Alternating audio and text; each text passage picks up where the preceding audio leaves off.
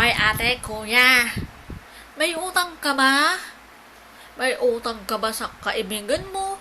Sa kapitbahay mo?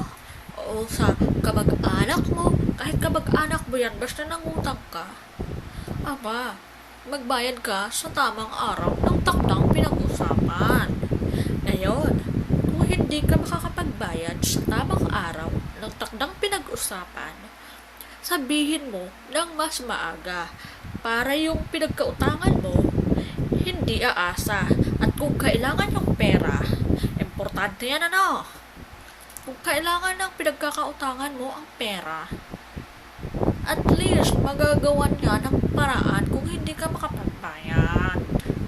Lalo na, kagaya ko, mahilig ako mag-garantor. Pero eto napapala ko. Ito ko, nga.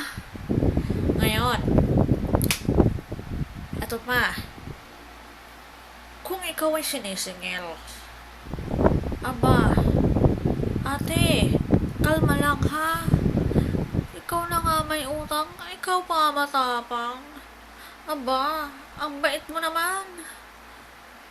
Pero, kung ikaw ay magbabayad ng mas maaga o magbabayad ka ng sa takdang pinag-usapan, makakaulit ka ulit.